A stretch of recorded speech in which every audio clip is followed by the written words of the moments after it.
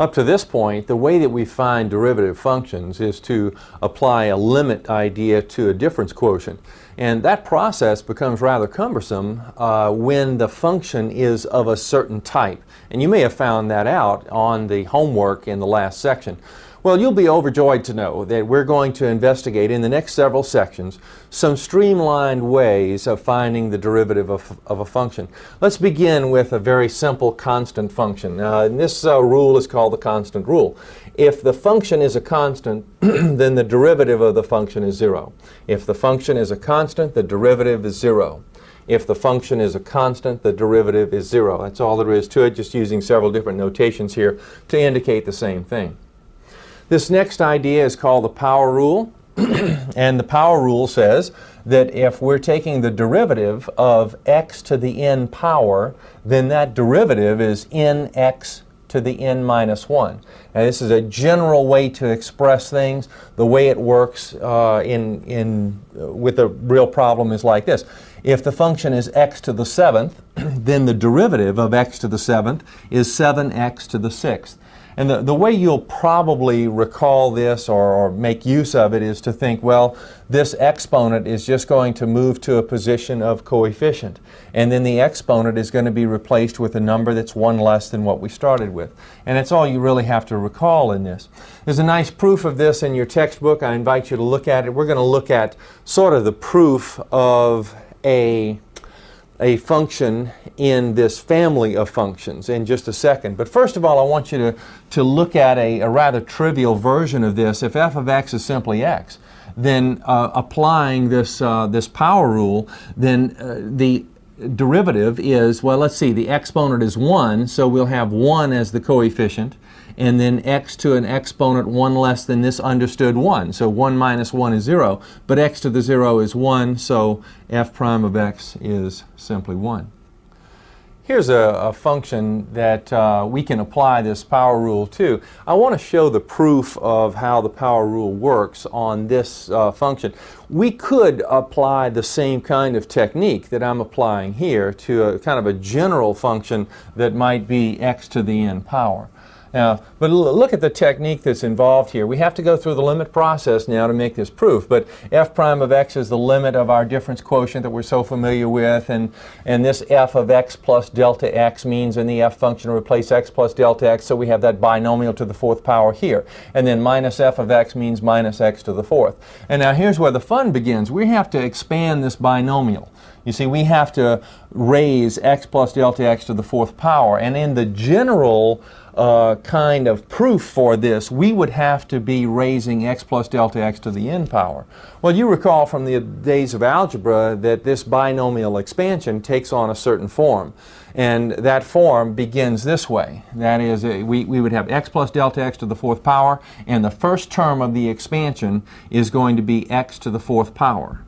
All right, the next term of the expansion has an exponent, has a coefficient that is 4, and x is raised to a power which is 1 smaller than this, and the other part of the binomial appears as a factor 1 time. And then as we march through, we consider coefficient and the exponents on these two parts of the binomial. So we have a coefficient times x to a power 1 less than this as we march through. You see, it'll be x to the 4th, x cubed, and the next one x squared, and then the next one x. You see, and it's just 1 less each time. And the other part of the binomial is appearing as a factor 1 additional time in each of the terms. So we have delta x here, delta x squared in the next term, then delta x cubed, then delta x4 to the 4th. So we have this kind of expansion. Now, notice I'm putting a blank here for the coefficients. There's a technique for calculating the coefficients, but we really don't need them here in the process, and we'll see why we don't need them in just a little bit. But notice that here we have delta x to the 4th, and that's the end of the expansion, and then I'm bringing down here minus x to the 4th from above. All right, now, let's see what happens. We have x to the 4th that we began with. We have minus x to the 4th all the way over on the end. Those two are going to take each other out. And now all of the other terms have delta x involved in them. And so this delta x in the denominator can take out one factor of delta x in all of these terms. So as I cancel this delta x, I'm left with 4x cubed. As I cancel one of these two factors of delta x, I still have a factor of delta x. And here I have a couple of factors of delta x left. And here I have three factors of delta x left. That's kind of important because now we have the limit as delta x approaches 0 of this polynomial. And as delta x approaches 0, all of these terms involving a factor of delta x will take off. They're out of here. They become 0. So all that's left is 4x cubed. And this kind of shows the how this power rule works from the limit process. And in general, you can see the general proof of this in your textbook. Well, the way the power rule works is like this. A lot of times in using the power rule, we have to rewrite our problem in a certain way. For example, in this one, y equals 1 over x to the 5th, I might spend a moment to try to put it into the form of y equals x to some exponent. And I can pretty easily do that by just moving that x to the numerator by forcing a negative exponent in there. This is really x to the negative 5 power. And now applying the power rule, I can calculate y prime to be, well, let's see, negative 5 moves to the coefficient position. And now I have x to a power 1 less than this. In other words, it is negative 5 minus 1, you see. And as I simplify, I get negative 6, so y prime then is negative 5 over x to the 6. Now in simplifying, you never want to leave an expression with a negative exponent on a variable. You always want to shift it around so that you'll be dealing with positive exponents. Here's another example of that rewriting business. We have g of x here is the cube root of x. First thing we'll do is write this as x to the 1/3 power.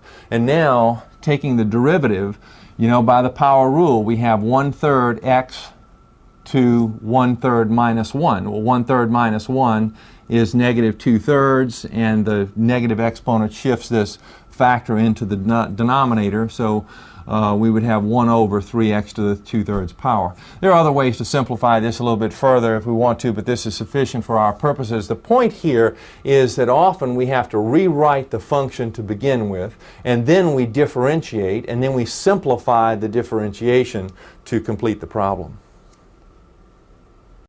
As we proceed from problem to problem, not only in this section but all throughout this course, I suggest that you follow in your textbook and look at the examples in the textbook as well as the examples that I'm working here on the board. And as a matter of fact, as you see examples come up on the board, whenever you feel comfortable, it would behoove you to stop the tape, write the problem down, stop the tape, try the problem on your own, and come back and roll the tape to see how you performed and what your logic pattern was in performing that problem. It'll just help to solidify the whatever process we're talking about. All right, the next idea here is called the constant multiple rule. It works like this. The derivative of a constant times a function is the constant times the derivative of the function.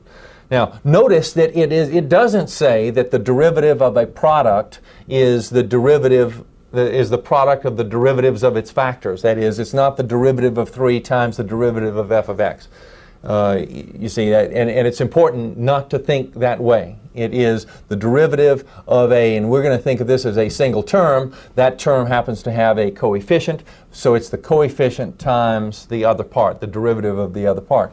And it works out like this. The derivative of 3x squared means 3 times the derivative of x squared. The derivative of x squared is 2x. And so 3 times 2x, 6x. The way you'll use this often is you'll skip this step and you'll say 2 times 3 is 6. X to a power 1 less than that. A lot of times it can be that fast to use this proposition. But sometimes you'll need to go through this step as well. Let's look at some examples.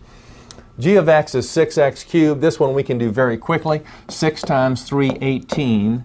X to a power 1 less than that. So 18x squared for the derivative. Very, very quick like that. Now notice, understand though, that it's really 6 times the derivative of that. And very quickly we got to this.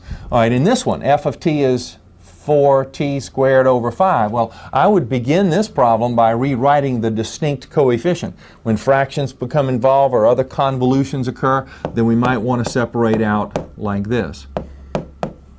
You see, and if there's any difficulty in multiplying the 2 times whatever makes its appearance here, then I would go through a step like this. I would say if we're going to take the derivative, then we would have, now let's just leave this alone for a moment and think about the derivative of t squared. Well, it's 2t. Now think about multiplying those two. See, separate the parts of the problem when the situation gets a little complicated.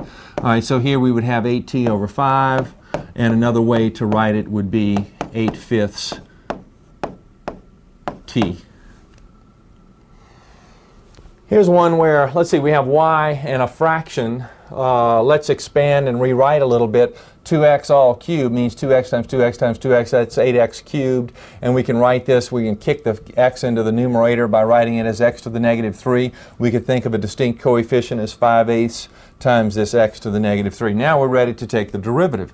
And the derivative is, well, let's see. We think of the fast way is negative 3 times 5/8. That's negative 15/8. X to the negative 3 minus 1, that's negative 4. And then the x to the negative 4 runs down into the denominator to become x to the 4th in that denominator. So our fraction then looks like this. But if there's any difficulty seeing through this, think of the separation of 5/8 and then take the derivative of this part and multiply the two, and you'll get to the same result.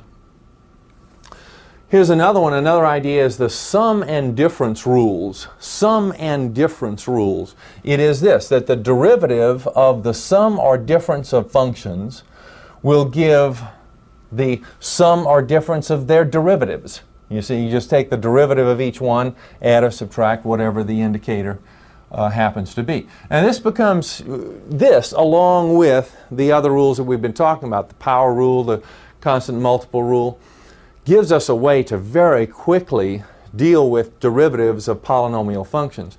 Look at this. It's f of x is this long polynomial function. Now, it is not so much that we have separate functions that are being given to us here like the definition sort of implies. It is that we can take our function and we can think of it as this as a function, and that as a function, and that as a function, and that's a function, and that's a function, you see. And so we can add and subtract as we go along with these little functions within our function. That is, if we have a function composed of various terms like this, we can think of each term as a separate function, so we can apply this sum and difference idea and just take the derivative of this term. Derivative of this term. You see, subtract the derivative of that term, add the derivative of this term, subtract the derivative of that term, and away we go. So very quickly it is 4x cubed. Now this one, 3 times negative 2, that's negative 6x squared. 2 times 5, 10x. Let's see, the derivative of the x now to the 1 power is simply 1, so we have this becomes negative 4, and then the derivative of 7 is 0, so it goes out. So here very quickly is the derivative of f. Here we have a g function. Now notice that in the first part of it we have a little convolution in this term. So when that happens, I suggest you burn a step and rewrite and try to make things a little simpler to see through as we go through the derivative process. So I would burn a step like this, and I would write this as negative 1/2 x to the 4th and bring down the other terms. And now it's pretty easy to see through, and I'm going to just go right directly at it with the derivative as, let's see, 4 times negative 1/2. You see, we can see through this. 4 times negative 1/2, that's negative 2. So we have negative 2, x to an exponent 1 less than that, cubed. 3 times 3, 9, x squared. And then 1 times negative 2, negative 2, x to the 0, which is 1. So here's our derivative.